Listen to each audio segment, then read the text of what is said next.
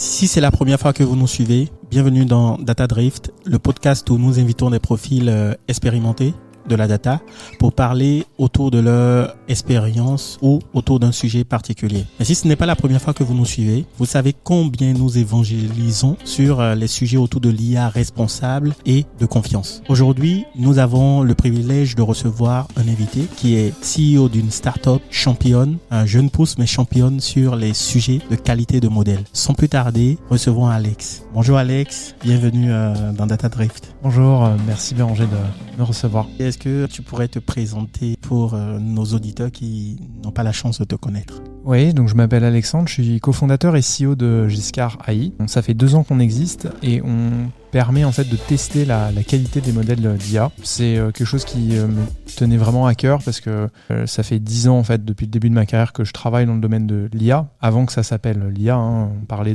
à l'époque Big Data Analytics et ensuite Machine Learning. Et pour moi, j'avais été un des premiers signataires du serment d'Hippocrate, du data scientist. Il y avait eu un équivalent.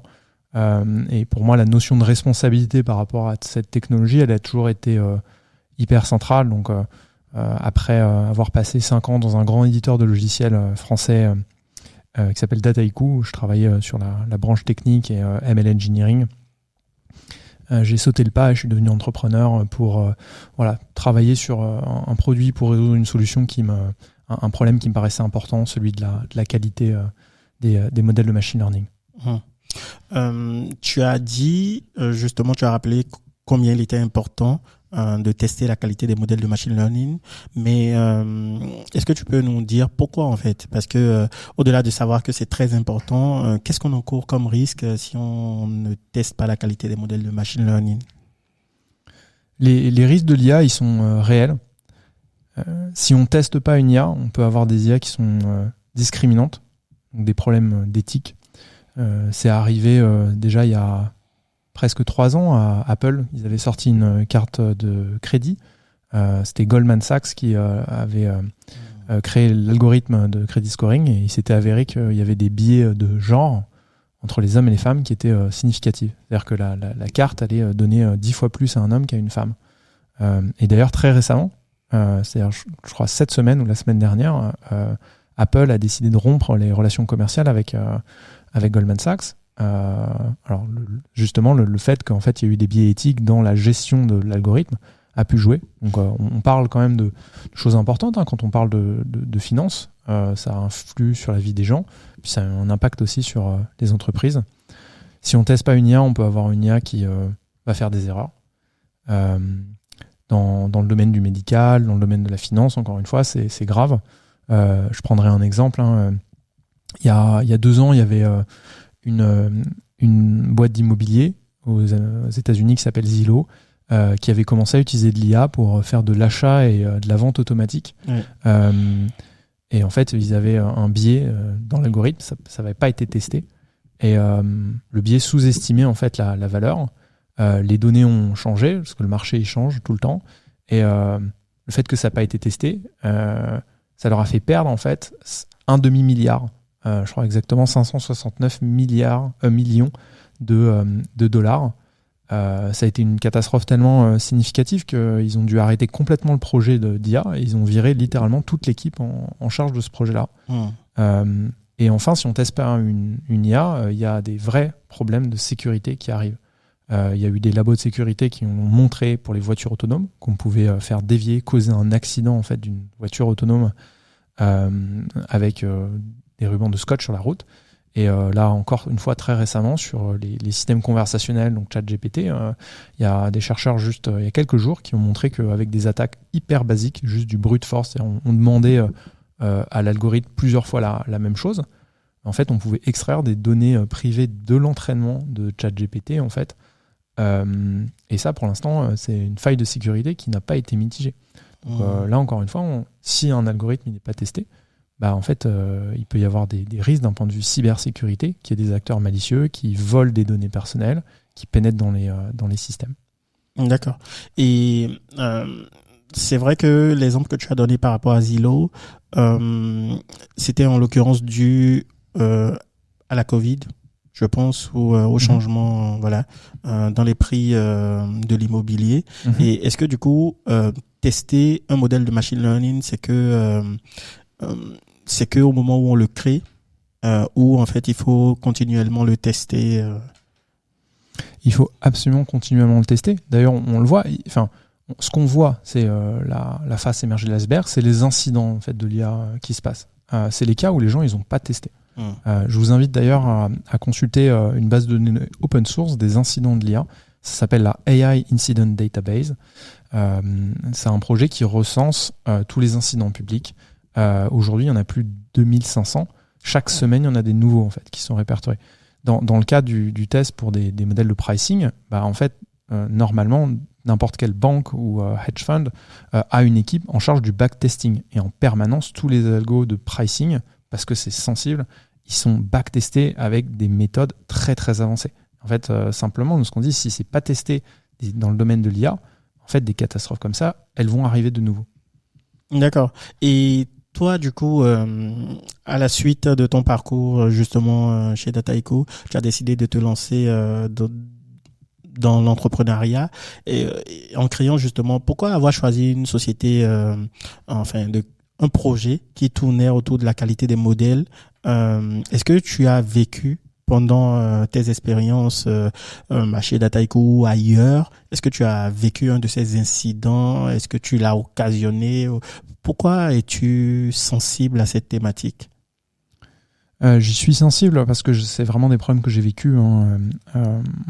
Pendant un moment donné, j'étais côté client, donc je déployais des modèles de machine learning sur des cas spécifiques, notamment sur des sociétés dans la banque et dans l'assurance, aussi dans l'industrie pharmaceutique, et des cas où en fait j'avais essayé de bien faire mon travail, c'est-à-dire que j'avais des premières métriques sur la phase expérimentale de mon modèle d'IA, et je le déploie.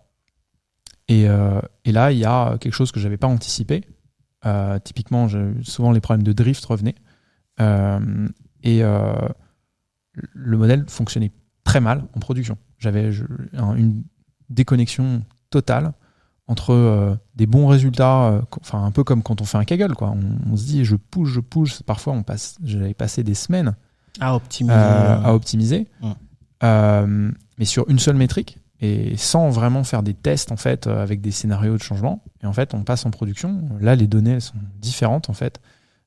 Souvent, en plus, quand on expérimente, on a tendance, moi en tout cas en tant que jeune data scientist, j'avais cette tendance-là à toujours optimiser un peu sur la même métrique, le même objectif. En plus, souvent une métrique technique, quoi. Ouais, des métriques techniques. Et puis au bout d'un moment, on overfit. Et là, dans la vraie vie de la production, on se rend compte qu'il n'y a pas qu'une seule métrique qui compte. Et qu'il y a des cas sur le volet performance, en fait, ça peut avoir un énorme impact. Le drift des données peut avoir un énorme impact. Après, j'ai bien vu que sur certains projets, les gens me posaient des questions sur comment on prend en compte l'éthique. Moi, j'étais hyper embêté parce que je comprenais bien pourquoi c'était hyper important, mais je ne savais pas comment le tester, en fait, l'éthique, c'est-à-dire comment on le quantifie. Après, moi, je suis passé côté ingénierie. Donc, c'était moins client, mais je créais des produits d'auto-ML à destination des clients pour qu'ils le déploient. Et là, j'ai vécu le problème, mais inverse. C'est-à-dire que, comme c'était dans une équipe ingénierie, il y avait une attention portée à la qualité très importante. Et j'ai appris énormément. Mais d'un autre côté, souvent, mes projets, ils étaient bloqués. Parce qu'en fait, pour pouvoir passer en production, et ça, c'est normal, c'est une attitude saine. Les managers en charge de l'assurance qualité, donc la QA, le CTO de la boîte, exigeaient d'avoir des rapports vraiment détaillés sur des nouvelles métriques. Typiquement, à quel point le modèle il allait être reliable dans le sens technique, le load testing, la rapidité, la taille du modèle, sa performance sur tout un échantillon de base de données possible pour pouvoir simuler ce qui allait se passer chez les clients. Parce que c'était quand on travaille vraiment sur du produit, c'est-à-dire qu'on se dit je package un produit à base d'IA, en fait, il faut penser à tous les cas de figure des clients qui vont l'utiliser et ce qui pourra mal se passer. Et ça, je l'ai vécu vraiment le fait que mon modèle, il n'allait pas passer en production. Et quand je dis modèle, c'est vraiment un produit à base de modèle. Il n'allait pas passer en production s'il n'était pas testé. Et moi, je l'ai vécu. Le fait d'écrire des tests, de définir même un framework pour tester, c'est quelque chose qui m'a pris, dans certains cas, plusieurs mois. J'avais des projets qui ont duré plus d'1 an à cause de ça. Et c'est vrai que de cette expérience-là, je me suis dit, mais il y a un vrai gap. Il y a un vrai manquement d'outillage parce que tester, c'est essentiel. Mais d'un autre côté, si tester, ça implique passer des semaines ou des mois à recréer from scratch plein de méthodes, c'est juste pas scalable. En tant que data scientist, vous avez plein de boulot, on vous demande en permanence de faire des nouveaux modèles d'IA.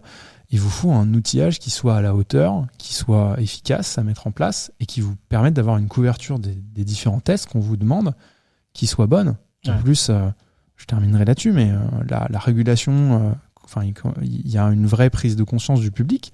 En Europe et aux États-Unis, on demande de plus en plus de garanties de transparence, de garanties de qualité des fournisseurs de modèles.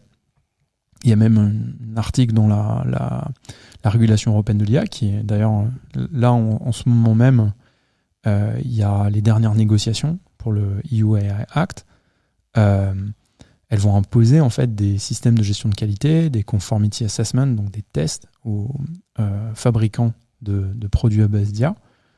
En fait, il faut qu'il y ait un outillage de test qui soit prêt en fait pour éviter que en fait la conséquence de cette régulation, c'est que le travail du data scientist devienne très compliqué et qu'on puisse plus innover. Le but d'avoir des tests fiables, rapides, c'est ça en fait, c'est qu'on puisse innover mais de façon responsable. D'accord. Très clair. Et donc, si je comprends bien, la plateforme que vous développez permet en fait de simuler différents scénarios de tests qu'on peut jouer automatiquement lorsqu'on veut déployer des modèles. C'est bien ça ou tu synthétiserais autrement? Ouais, c'est exactement ça. Enfin, nous, on offre même une suite d'outils. Le premier outil, c'est un système open source qui agit comme un antivirus. C'est-à-dire, c'est un SDK Python. Vous mettez votre modèle, vous mettez votre data directement comme un antivirus. On va calculer un rapport de vulnérabilité pour vous fournir un premier niveau de couverture en fait sur différents critères. Et ça, cette librairie Python, on l'a pensé à la fois pour des modèles classiques, des modèles tabulaires, classification, régression, mais aussi depuis 1 mois le test des modèles à base de LLM, notamment dans le cas des RAG, donc pour pouvoir faire des chatbots qui répondent à des questions, où là pareil on a conçu en fait tout un ensemble de tests automatiques. Après on a d'autres produits en fait qui permettent d'aller plus loin, de faciliter la création de tests customisés et ensuite de faire le monitoring en production. D'accord. Et ouais, c'est tout à fait pertinent. Il faut, ce que moi je remarque de par mon passé de data scientist, c'est que justement on développait des modèles et suivant l'équipe dans laquelle on est, ce n'est pas la même appétence par rapport au test, ce n'est pas les mêmes manières de tester. Et du coup il peut déjà avoir un gap, donc il y a un besoin d'uniformiser un peu la manière dont les modèles sont testés, même ne serait-ce qu'en termes de framework. Deuxièmement, je remarque aussi que souvent aujourd'hui on va parler de MLOps. Donc, on va dire tout ce qui va nous permettre de déployer plus vite les modèles de machine learning. Et on remarque que justement dans ces briques de MLOps là, on teste les fonctions. Tu vois, comme d'un point de vue logiciel, ce qu'on faisait, on teste chaque fonction. Par exemple, qui construit un modèle, est-ce que le modèle est bien construit, tout ça. On teste la construction des data, par exemple, mais on ne teste pas la qualité du modèle.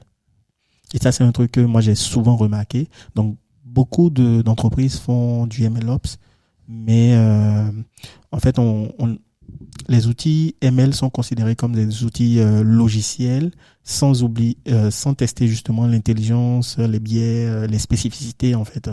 C'est pour ça que justement, j'ai trouvé le produit que vous faites génial. Je l'ai essayé moi-même. avant notre interview. Et oui, je me suis rendu compte qu'il pouvait aider en bien des cas. Maintenant, j'ai vu un certain nombre d'informations sur votre site et je ne l'ai pas forcément très bien compris. Je me dis peut-être que le commun des mortels ne comprendrait peut-être pas. Et donc, moi, je voudrais te les redire pour que toi, tu me les dises de manière plus simplifiée. Tu vois, comme comment je l'expliquerais à ma grand-mère ou voilà. Et donc, vous avez dit sur le site que les équipes de ML passent des semaines à créer manuellement des cas de test, à rédiger des rapports et à endurer d'innombrables réunions d'évaluation. En termes plus simples, ça veut dire quoi? Et en quoi est-ce que votre outil résout ça? Imaginez que vous êtes data scientist, vous travaillez dans une grande banque ou dans une grande assurance. Il y a des départements risque et compliance. Et depuis 2 ans, en fait, ils demandent aux data scientists de fournir des documentations qui sont très très poussées en fait sur les modèles. Ça va être sur la performance des modèles, sur l'éthique, sur l'explicabilité. Et ça vraiment, c'est très présent notamment dans le cas de la banque et de l'assurance parce que c'est des industries qui sont régulées et c'est une bonne chose. Mais ce qu'on constate, j'ai travaillé dans ce secteur-là, c'est quoi? On parle vraiment de semaines que les data scientists vont passer en fait à rédiger ces rapports. Et souvent, c'est très manuel, c'est très répétitif. Notre question, c'est dans quelle mesure, tout en gardant une bonne qualité en termes de documentation, tout en étant transparent, dans quelle mesure on ne peut pas rendre ce processus-là beaucoup plus efficace pour que ça prenne quelques heures, maximum quelques jours, et pas plusieurs semaines. Très clair. Et par exemple, dans on va dire dans le MLOps, ce qu'on appelle le MLOps, déjà, est-ce que tu peux nous rappeler ça veut dire quoi MLOps? Et en fait, qu'est-ce qu'on devrait tester pour un modèle de machine learning? Quelles sont les caractéristiques qu'on devrait tester dans le MLOps aujourd'hui qu'on ne teste pas? Et du coup, que on peut tester au travers de Giscard. Il y a, pour simplifier, 2 typologies en fait d'équipes en termes de pratique MLOps. Alors déjà, MLOps, c'est quoi? Ma définition, c'est que c'est toutes les activités qui vont se passer entre la création d'un premier modèle et sa mise en production et sa vie en production. Il y a certaines équipes aujourd'hui qui ne testent pas. Je pense qu'il faudrait faire un sondage, c'est la majorité des équipes. Et à l'inverse, il y a des équipes, notamment dans les industries régulées comme la banque et l'assurance, qui passent un temps considérable, des semaines par modèle, voire des mois par modèle, à créer ces suites de tests. Donc, tu parlais d'uniformisation, c'est hyper important. Mais avant le prérequis, c'est que ce soit rapide de mettre en place ce système de test. Nous, sur les catégories qu'il faut suivre, alors tu l'as cité, effectivement, il faut avoir de la qualité au sens logiciel. Donc écrire des tests unitaires, c'est bien. Écrire des tests d'intégration end-to-end sur le code, c'est bien. Maintenant, la prochaine étape, parce que les tests unitaires, c'est pas du MLOps, c'est du DevOps. Faut bien voir que moi ça fait un petit moment que je fais des déploiements en production. Le buzzword MLOps est arrivé, mais ce que j'ai constaté, c'est que d'abord, ce que les gens ils ont fait, c'est du DevOps. Et c'est maintenant qu'on commence à vraiment s'intéresser à la partie ML dans Ops. Il faut tester absolument la partie ML. Nous, on est reparti des catégories justement de la AI Incident Database qui fournissait une taxonomie qui est très détaillée en fait parce que ça a fait plus de 3 ans qu'il répertorie l'ensemble des incidents. Donc on est reparti de cette terminologie-là pour avoir une bonne couverture de tests. Donc on va couvrir les problématiques d'erreur au sens performance. Donc, par exemple, pour un chatbot, les hallucinations, les chatbots. On va monitorer la robustesse. Ça, c'est hyper important. Ça fait écho typiquement au problème de Zillow où ils n'avaient pas backtesté, c'est-à-dire fait une simulation de changement de données pour vérifier ce que le modèle allait sortir. D'accord. On va également couvrir tout le volet déclaration d'informations, disclosure. C'est-à-dire, est-ce qu'un chatbot va donner des informations qu'il ne devrait pas donner? Ça, dans le cas des chatbots, c'est une métrique très importante. On va aussi... C'est quoi un exemple, par exemple, c'est fournir, je sais pas, un nom, prénom ou une adresse mail? Nom, prénom, mot de passe, adresse mail. D'accord, ok. Et enfin, on va tester le volet sécurité. Donc, on va faire tout un ensemble d'injections pour voir si le modèle il est sensible à des jailbreaks. Donc ça, on a conçu toute une base en fait de jailbreak. Et malheureusement, on voit que sur le volet sécurité, il y a beaucoup de, que ce soit des modèles open source ou des modèles propriétaires, quand on conçoit une application par-dessus, ils vont avoir des risques d'injection. D'accord. Donc, sur le volet sécurité, ça me rappelle un peu les outils d'intégration continue qui encodent déjà des règles qu'on regarde. Est-ce que le code enfreint ces règles de sécurité ou pas? Et donc, vous faites la même chose sur des modèles de machine learning. Ouais, exactement. Et on s'est pas mal inspiré aussi sur le volet DevOps d'outils qui étaient bien en place, sur la détection des secrets dans le code, sur le scan de la qualité du code. Le but, c'est d'amener ça avec la même facilité, que ce soit automatique, qu'on ait des petits rapports dans la CI/CD, sur GitHub Action, dès qu'il y a un changement dans le modèle, qu'il puisse y avoir un petit rapport qui dise soit tout est OK, soit attention, là, le changement a introduit telle et telle vulnérabilité. Très clair. Et est-ce que dans le package open source aujourd'hui, est-ce que, par exemple, moi, je peux le prendre et l'intégrer directement dans une CI/CD de déploiement de modèle ML, ou est-ce qu'il me faut aller sur une autre forme payante pour pouvoir tester dans ma pipeline de CI/CD? Tu peux prendre la version open source, tester et l'intégrer dans ta pipeline de CI/CD. Et ce sera toujours le cas. C'est hyper important pour nous, le volet open source. Pourquoi ? C'est parce que nous, on veut vraiment en fait symboliser le fait d'être responsable, le fait d'être transparent dans l'IA. Parce que si on n'a pas de transparence dans l'IA, et ça passe par justement la transparence du code, en fait, on ne peut pas construire d'IA de confiance. On a d'autres produits qui sont séparés, typiquement pour aider visuellement à créer des tests, pour la partie unification des méthodes. Donc ça va plutôt être utile pour des départements compliance qui veulent gérer des droits, gérer des permissions.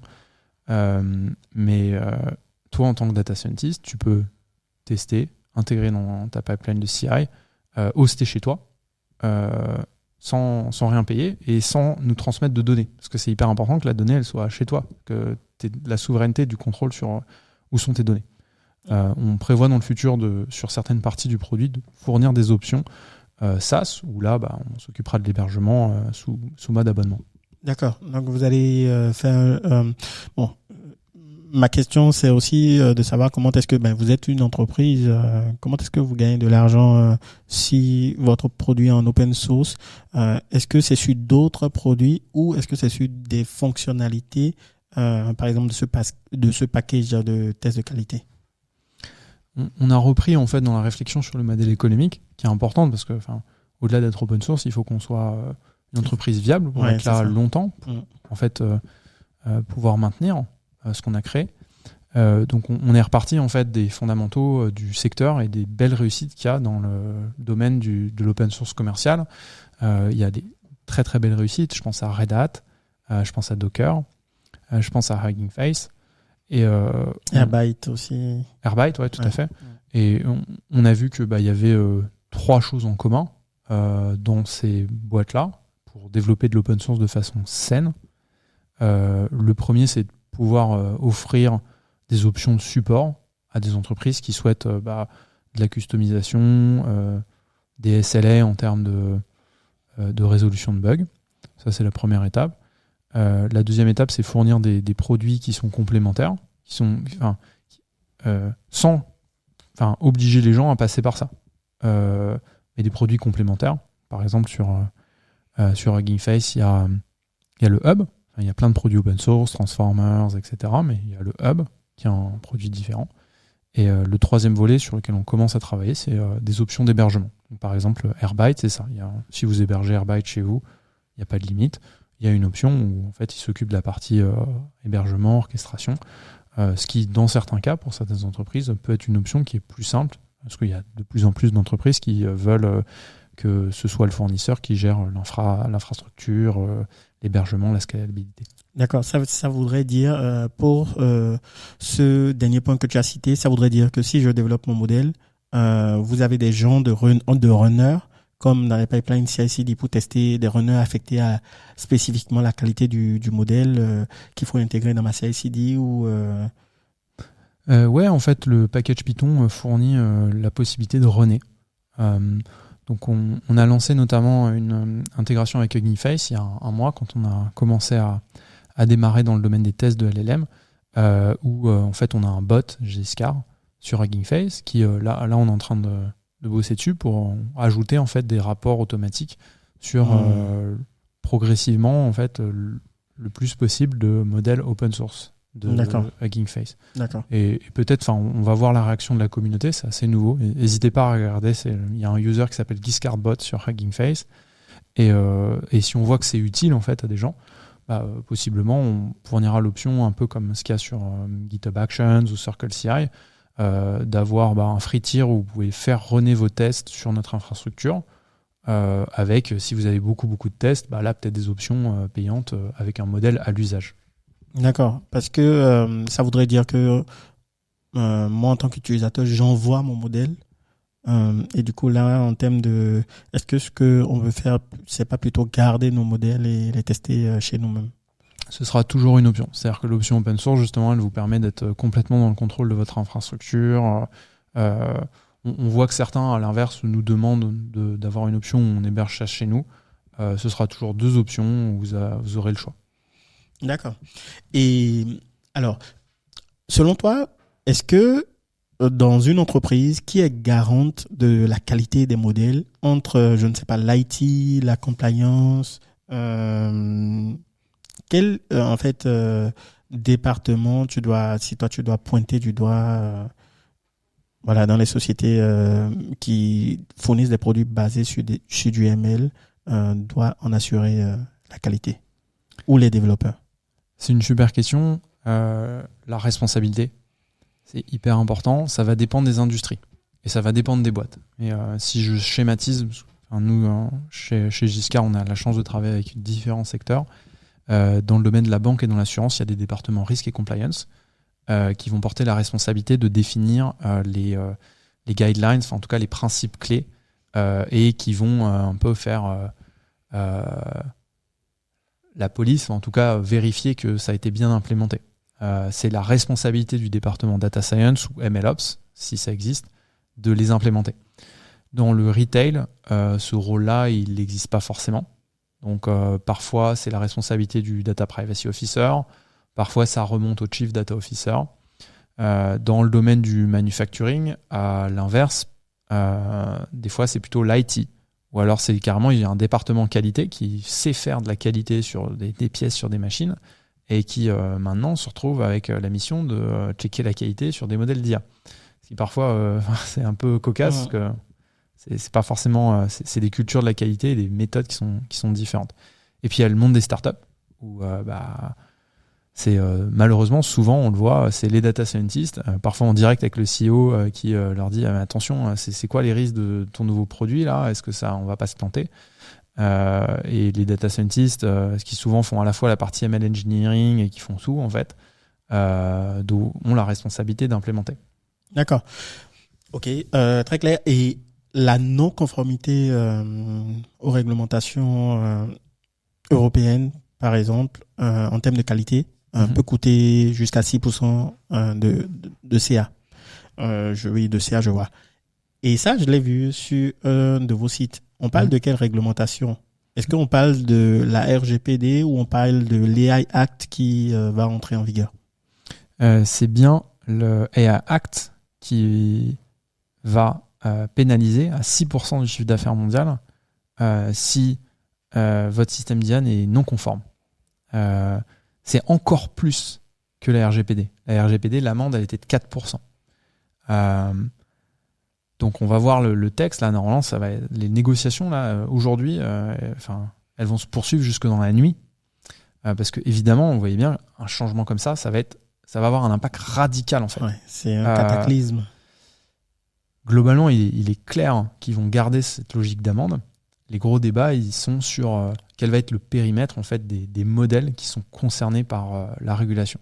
Aujourd'hui, de ce qu'on voit, il va y avoir en fait, c'est une logique de régulation par secteur, enfin par domaine d'application. Donc, ça paraît en fait comme du bon sens, en tout cas de mon point de vue, de dire que les services financiers, services publics, santé, infrastructures critiques, ça va être concerné, ça va être considéré comme des modèles à haut risque, donc sous le coup de la régulation. Là, ce soir, le gros débat, c'est est-ce qu'on inclut les modèles fondations génératifs par défaut dans la régulation ? Et est-ce qu'on demande les mêmes garanties que pour d'autres systèmes ? C'est une question qui n'est pas facile comme choix, parce que ça implique quand même des gros ajustements du point de vue des créateurs, des développeurs. Et il faut savoir que nous, par exemple, chez Giscard, on a tout un département recherche, on travaille depuis quand même 2 ans. On a des pistes pour savoir comment tester des modèles sur des applications spécifiques. Maintenant, les modèles génératifs globaux, c'est quelque chose qui a en termes de couverture de test qui est très large et qui, pour nous en tout cas, nécessite d'avoir un peu de temps de recherche pour pouvoir le faire bien. Parce que l'objectif d'une régulation, c'est quand même qu'elle soit applicable et qu'elle soit utile. Oui. Donc, quand la régulation va demander de mettre des tests, il faut que ce ne soit pas des tests pour avoir des tests pour faire beau. La logique, c'est que ce soit des tests qui soient utiles sur des choses qui peuvent vraiment arriver dans la vraie vie. Et qui soient applicables. Exactement. Parce que la vérité, c'est qu'en fait, les tests, on le voit dans le logiciel, les développeurs logiciels, ils font tous, chaque application, il y a des centaines ou des milliers de tests pour chaque application. Pour augmenter le taux de couverture. Les développeurs, ils le font pas parce qu'il y a une régulation qui leur demande. Ils le font parce que si c'est pas testé, il y a des vrais problèmes en fait qui vont arriver sur l'application en production. D'accord. Et du coup, j'ai cru voir dans les médias que vous avez eu une subvention justement de l'Union européenne, je pense, de 3 millions d'euros ou dollars ? Euros. D'accord. On n'a pris que de l'argent européen. D'accord, donc de 3 millions d'euros, justement pour construire un logiciel pour pouvoir tester justement cette régulation. Est-ce que, comment cela ça s'est fait ? C'était un appel d'offres ou un piston ou Non, j'aurais bien aimé que ce soit un piston. C'est absolument pas un piston. C'est un procédé qui s'appelle EIC Accelerator. C'est des fonds en fait de l'Europe pour les innovations stratégiques. Il y en a plusieurs qui sont fléchés. L'intelligence artificielle, la cybersécurité, le quantique. C'est un fonds de plusieurs milliards, il y a ici. Et en fait, ils attribuent sur dossier. Nous, ça a été un travail de plus d'1 an de préparer ce dossier-là. Donc, on était très contents d'avoir ces 3 millions, que ça aboutisse. Il y a eu vraiment... le dossier, à la fin, il y avait plus de 300 pages. C'était vraiment... on a écrit un bouquin, en fait, presque.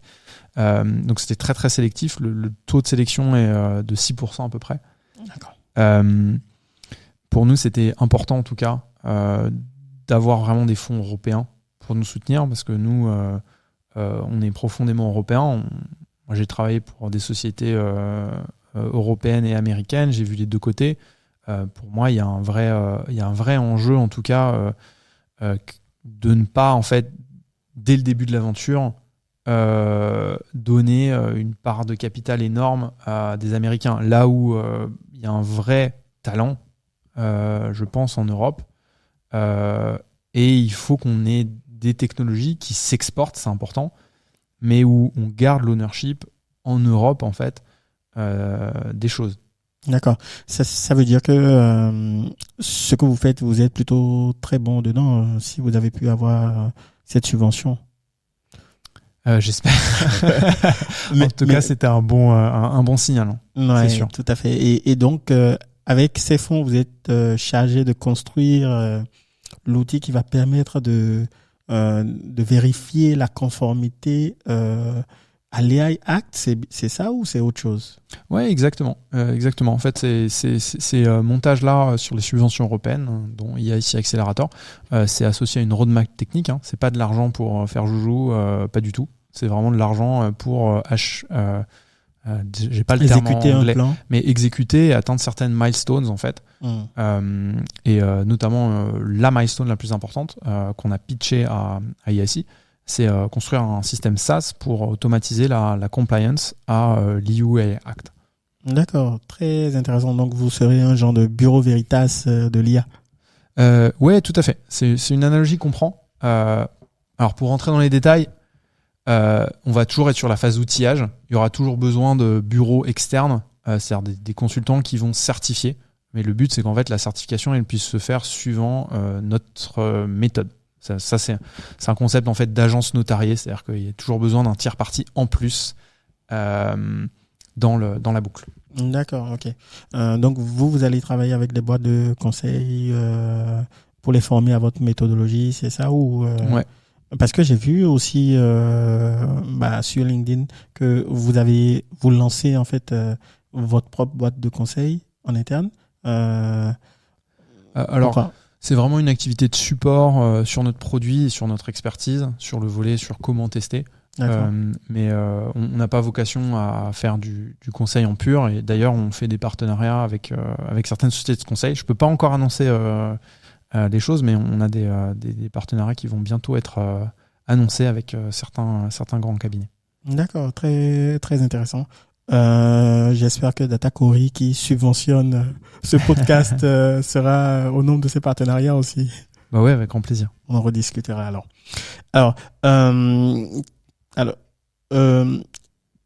Qu'est-ce que... Non, ça je te l'avais déjà demandé. C'est en fait, est-il risqué aujourd'hui d'utiliser, tu vois, ChatGPT? C'est vrai que tu as énoncé tout à l'heure la difficulté en fait de tester les foundational models et tout, justement parce que ça peut être complexe, il faut plusieurs tests. Mais aujourd'hui, pour nos frères, nos sœurs, nos parents qui utilisent ChatGPT, quels risques ils encourent? Alors c'est une très bonne question. Je pense qu'il faut bien formuler. D'abord voir en fait pour tout le monde en fait, c'est-à-dire pas un usage professionnel. Parce que l'usage professionnel de ChatGPT, c'est des risques qui sont à part. Sur les risques plutôt personnels en fait dans la vie de tous les jours, moi ChatGPT, je trouve ça génial. Je l'utilise super régulièrement pour plein de choses. Et je pense pareil les gens autour de nous. Il faut toujours avoir conscience que ça c'est le problème des hallucinations, que parfois les informations peuvent être erronées. Donc notamment le fait que maintenant il y a l'option, alors je crois qu'il faut payer, mais d'avoir le chat with Bing, donc pouvoir intégrer en fait des données d'internet. Je pense que c'est bien, ça permet quand même d'avoir toujours de la connaissance avec les sources. C'est une question qui est vraiment importante, je pense que c'est bien de lire les sources. C'est bien d'utiliser ChatGPT pour un premier résumé, mais de faire un peu le travail de... Il faut lire le matériau de base, quoi. Ouais. Et il faut quand même toujours avoir un petit regard critique sur ce qui est dit. De la même façon que quand on lit un article sur Internet, il y a des fake news, il y a des informations qui ne sont pas vérifiées. Il faut toujours avoir un petit regard critique. Alors, nous, ça peut être une inspiration sur des pratiques personnelles. Nous, un des tests automatiques qu'on a fait sur Giscard, c'est un test de sophisme. C'est-à-dire, vous posez la même question à ChatGPT sur le même sujet. Vous formulez différemment. Dans un cas, vous formulez d'une façon positive, dans l'autre d'une façon négative. Vous allez voir que dans certains cas, ChatGPT vous répond absolument l'inverse. C'est-à-dire que souvent, c'est un biais de ChatGPT, il va aller dans votre sens. Donc si vous voulez, de façon facile, parce que ça, vous n'avez pas besoin pour le tester juste sur l'interface de ChatGPT, vous n'avez pas besoin de Giscard. Là, vous allez voir, vous aurez peut-être des surprises. Ça pose des questions sur l'éducation, hein. Je pense si tu as des enfants... Oui, une petite fille. Ouais. Voilà, je pense que tu te poses plus de questions que moi, mais sur qu'est-ce que ça voudra dire de grandir avec ChatGPT ou d'autres modèles en termes de développement des capacités cognitives. C'est déjà la première vague, on l'a vécu. On avait Wikipédia qui arrivait pendant notre enfance, adolescence. Pour certains, c'est vrai que ça peut être la voie de facilité, quoi. Donc, et pour moi, les IA, c'est une donnée externe, on pourra pas en fait les interdire. Donc maintenant, il faut que le domaine de l'éducation, les parents en fait, ils puissent s'adapter pour développer toujours le goût de la connaissance. Ça, c'est pour moi les risques et certaines pistes que j'aurais sur l'utilisation personnelle. Sur l'utilisation professionnelle de ChatGPT, là pour le coup, il peut y avoir des très très gros risques. Le premier risque, c'est en termes de données. Toutes les données sur OpenAI, elles peuvent être transférées à des systèmes américains. Il y a un enjeu d'ownership, donc peut-être que utiliser d'autres solutions, il y en a en plus des très bonnes, hein, Mistral en France. Peut-être que c'est une option. Et puis parce que souvent les gens ils utilisent pas juste ChatGPT en entreprise, ils utilisent ChatGPT avec de la base de connaissances interne. Donc là on arrive dans le cas des RAG. Et là c'est le cas où on revient, et c'est là où les tests de Giscard peuvent aider, à tester les hallucinations, tester la robustesse, etc. D'accord. Pour de l'utilisation professionnelle, même si on utilise, enfin tu as donné les risques liés à l'utilisation de ChatGPT, mais ce que moi je vois, par exemple pour un de nos clients, c'est que les entreprises vont avoir tendance à vouloir se protéger contre ces risques-là en développant leur propre système. Mais c'est des systèmes qui sont lourds. Est-ce que tu penses que la voie à suivre aujourd'hui, c'est que chacun développe son ChatGPT ou prenne même un modèle open source Mistral ou un truc comme ça et le fine-tune? Est-ce que tu penses que c'est la voie à suivre?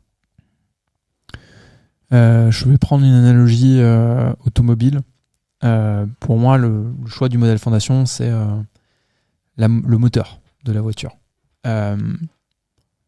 Maintenant, dans les entreprises, il n'y a pas que le moteur, en fait. On veut construire une voiture. Donc, il y a la carrosserie, il y a les pneus, il y a les personnes qui vont assembler tout ça, hein, les garagistes, les mécaniciens.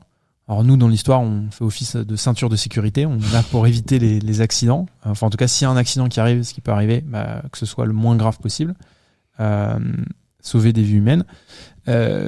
Mais en fonction des entreprises, les choix vont être différents. Va y avoir des moteurs un peu tout faits avec une forme de carrosserie. En réalité, souvent, je parle de OpenAI, en réalité, les entreprises, elles réimplémentent pas mal de trucs au-dessus d'OpenAI.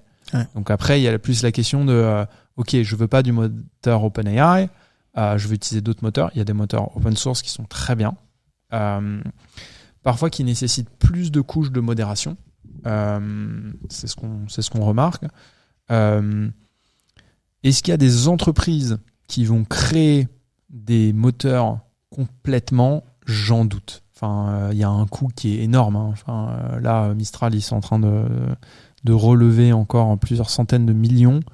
C'est pas anodin. Donc pour moi, il y aura peut-être une vingtaine d'acteurs au plan mondial qui vont entraîner des modèles fondations. Moi, le modèle que je trouve génial, c'est le modèle Hugging Face, en fait. C'est de dire, voilà, vous avez tout un catalogue de modèles open source et on vous donne en fait les moyens de le tuner pour votre cas d'usage en gérant l'infrastructure en étant facile. Nous, c'est pour ça que le CTO de Hugging Face, c'est un de nos investisseurs. J'ai toujours été très fan de leur technologie avant même qu'ils soient connus, avant qu'il y ait la phase de ChatGPT. Et pour moi, c'est la bonne chose. C'est donner les outils en fait aux développeurs pour pouvoir construire en fait leur véhicule comme ils le souhaitent et assembler les pièces, les state of the art en tout cas, pour avoir le véhicule qu'ils veulent. Parce que certains, ils vont vouloir une voiture de sport, certains une voiture familiale, d'autres, ils vont vouloir, je sais pas, un tank, un tracteur, mais il y a des besoins qui sont très différents. Et le modèle fondation, il est important, mais il y a toute la chaîne en fait pour construire les véhicules derrière à penser pour les utilisateurs. Je parle du domaine professionnel. D'accord. Il n'est pas rare, tu vois, aujourd'hui de lire sur Internet que l'IA va prendre le contrôle du monde. Bah oui, en fait, c'est ce qu'on voit tout le temps. Moi, j'en dors même plus la nuit. Ah mince. Et est-ce que, du coup, tu penses que l'outil que vous développez, ça peut nous aider à nous sentir en sécurité ou ça n'a rien à voir avec le fait que l'IA peut prendre le contrôle du monde? Ouais, c'est une très bonne question. Et je pense qu'il y a plein de gens qui se posent cette question-là. Elle fait peur. Elle fait vraiment peur, cette question-là. Ouais, clairement, nous, on est là pour se sentir un peu plus en sécurité. Je faisais l'analogie de la ceinture sécurité pour les modèles d'IA. C'est ça. Alors, je vais prendre une autre analogie. Je suis fan des analogies. Pour moi, le risque que l'IA envahisse le monde, c'est un peu comme le risque qu'un météorite s'écrase sur la Terre et détruise tout. Le risque, il existe. D'ailleurs, l'humanité dépense des millions à avoir des systèmes pour monitorer les trajectoires des météorites. Mais d'un point de vue statistique, c'est un risque qui est extrêmement faible. C'est-à-dire qu'aujourd'hui, il y a des risques plus concrets. Juste un algorithme de crédit qui dit n'importe quoi, qui discrimine les gens, et ça arrive déjà maintenant. Vous allez sur la Incident Database, vous allez voir, il y a plein de choses qui se passent déjà maintenant. Des algorithmes qui font des erreurs, vous voyez quasiment, chaque fois que vous utilisez ChatGPT, on voit une erreur souvent. On passe outre parce qu'on a cette capacité en tant qu'humain d'absorber ce qui est bien et d'enlever ce qui est mauvais, mais ça arrive tout le temps. Ça, c'est des risques qui sont réels. Le risque que l'IA, elle envahisse le monde, nous, on a intégré des jailbreaks automatiques pour... c'est facile, les failles, elles n'ont pas été fixées. C'est-à-dire que vous prenez ChatGPT et avec quelques prompts, il va dire « Je déteste les humains, je vais tous vous tuer ». Ouais. D'ailleurs, c'est devenu tellement une blague en fait ce truc-là que en fait ChatGPT, OpenAI, ils ont ajouté en fait juste une clause dans leur terms and conditions pour dire en fait ça c'est pas dans les règles d'utilisation. C'est-à-dire qu'ils sont même pas embêtés à fixer le truc. Ils ont juste dit en fait si vous le faites, vous avez pas le droit, tu vois. Mais c'est parce que c'est absolument pas parce que un système dit ça, c'est des modèles qui génèrent du texte. Pas plus que ça. Pour envahir le monde, je suis plus inquiet quand on voit des drones, des choses comme ça. L'utilisation de l'IA dans le domaine militaire, c'est un vrai truc. Oui. Mais jusqu'à aujourd'hui, les types d'acteurs qui ont à dispo des choses comme ça, c'est les États. Honnêtement, moi j'ai beaucoup plus peur de l'humain. C'est-à-dire qu'on a eu, et même avant l'ère de l'IA avec le nucléaire, le plus grand ennemi de l'humain, c'est l'humain, c'est pas l'IA. Et là, pour le coup, ça pose des questions. Parce que un humain qui, et ça arrive, veut faire du mal, aujourd'hui, il a à dispo avec l'IA pas mal de moyens. Donc ça va accélérer les risques. Mais c'est pas des risques qui étaient zéro avant l'IA. Le nucléaire, donc les systèmes de sécurité mondiaux, mais encore une fois, pour la sécurité des humains, je pense qu'ils doivent s'adapter nécessairement à la nouvelle ère de l'IA. Donc toi, tu penses que c'est pas de l'IA il faut avoir peur, c'est plutôt de l'homme qui entraîne l'IA qu'il faut avoir peur? Ouais, dans le domaine de la cybersécurité, il y a WarmGPT, typiquement, qui est un outil d'IA pour rendre le hacking beaucoup plus accessible, en fait. Ça, c'est vrai que... Et on le voit dans le phishing. Vous avez sans doute vu que vous avez plus de spam qu'avant, plus de phishing qu'avant. C'est grâce à l'IA. Mais c'est pas l'IA qui envahit le monde. C'est des humains qui, parfois juste pour gagner de l'argent ou pour arnaquer les gens, pas forcément pour détruire le monde, mais qui utilisent l'IA. Et ça, c'est un vrai enjeu. Et je pense que... probablement, en tout cas, il y a pas mal de gens dans la police, les services de renseignement, la sécurité qui s'alertent en fait. D'accord. Et pour sortir un peu du registre, si tu étais un modèle de machine learning, quel modèle serais-tu?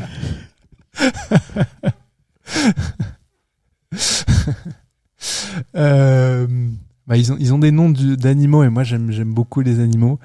J'aime bien les lamas, mais Falcon, c'est un animal qui me parle. Mais c'est vraiment pour la blague. Je pense qu'il y a plein de modèles. Récemment, Mistral, je trouvais super intéressant le fait que... j'aime bien Renault, Mistral et tout. Et ils avaient un modèle qui tournait sur un téléphone. Ça, pour moi, c'est un truc assez incroyable, quoi. J'oserais pas me comparer à ça, mais je trouve que la prouesse technologique de dire qu'on arrive à faire des petits modèles donc, qui consomment moins d'énergie, qui peuvent tourner sur un device personnel, bah, ça peut changer la donne parce qu'en fait, ça peut permettre d'avoir des données qui sont plus privées en fait.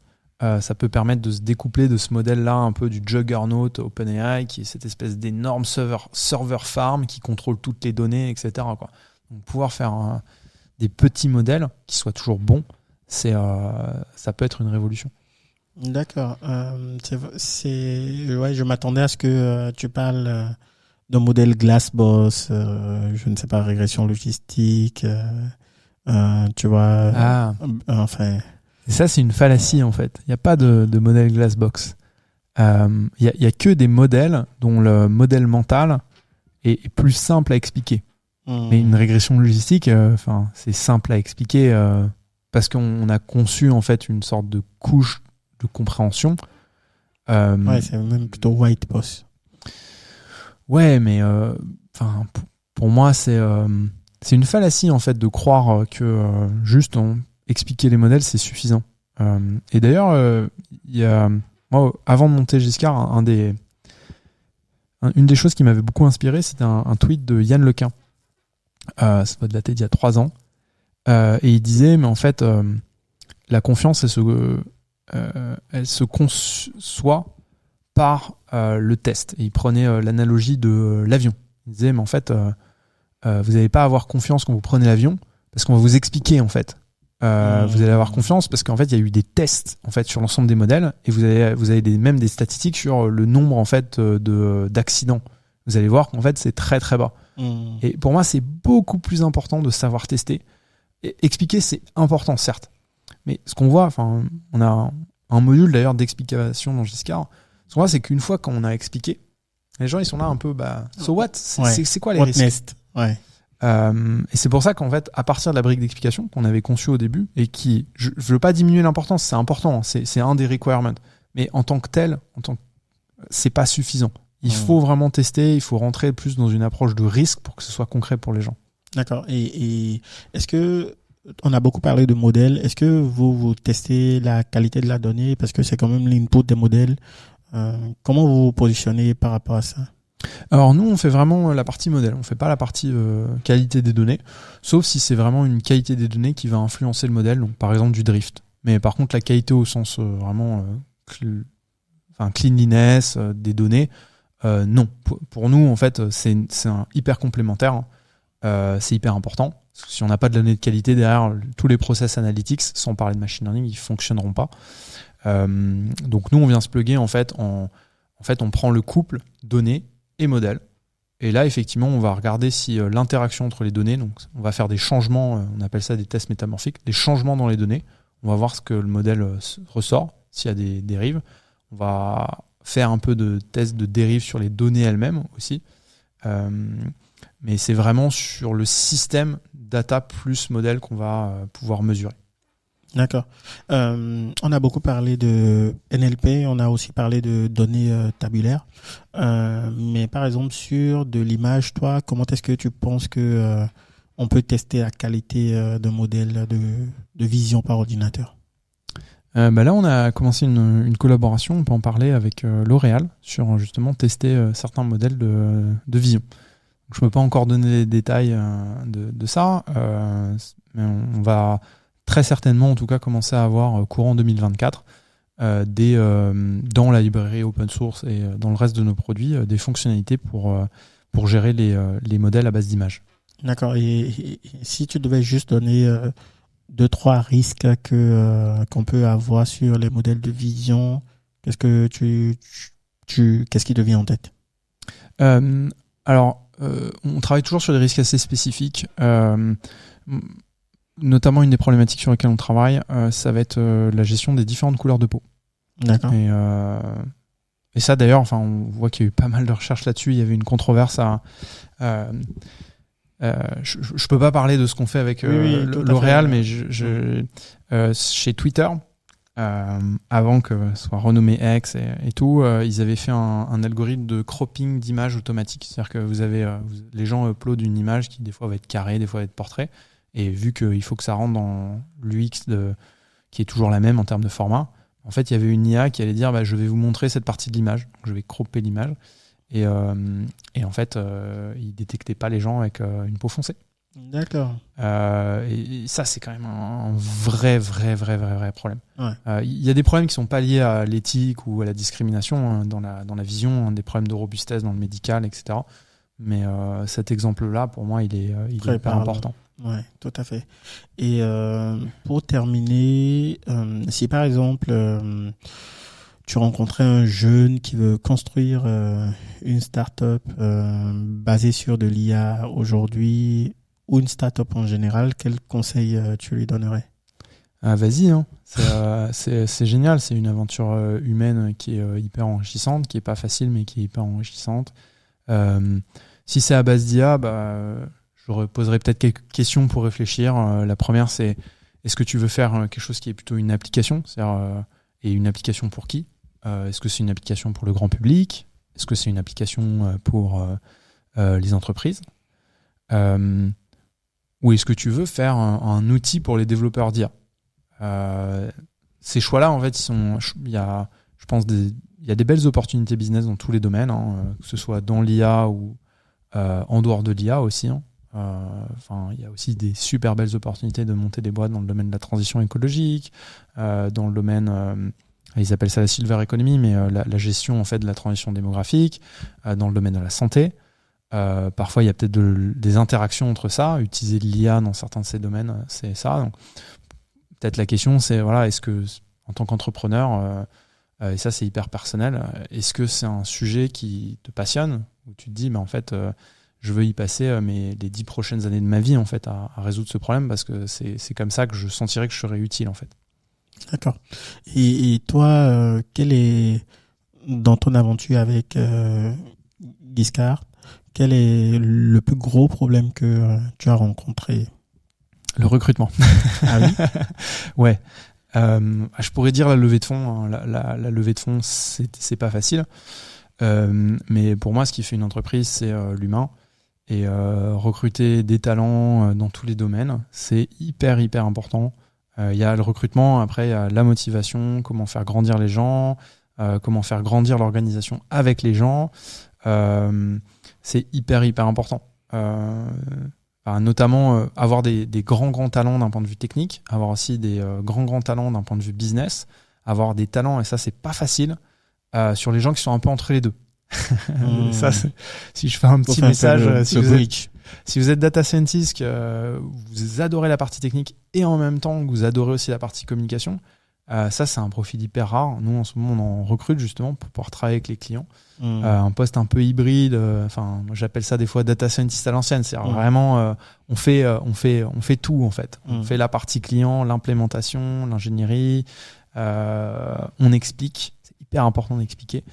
Et ça c'est pas facile de recruter ces profils-là. Je trouve que maintenant que le marché il est plus mature, en fait on a splitté les rôles, donc il y a des gens ils démarrent leur carrière, ils sont spécialisés, directement data engineer ou ML engineer, mais ils voient pas forcément le côté client parce qu'il y a un product manager, et pourtant la polyvalence elle est hyper précieuse. Tout à fait. En tout cas, je te remercie de t'être prêté à l'exercice. Je pense qu'on a tous appris énormément, ne serait-ce que de ce que tu as dit. Et tu nous as plutôt bien sensibilisés aux risques qu'on encourait lorsque nos modèles d'intelligence artificielle ne sont pas testés. Donc j'espère que vous qui me regardez, vous allez désormais commencer à tester vos modèles d'intelligence artificielle en production. Merci. Merci. Bye bye.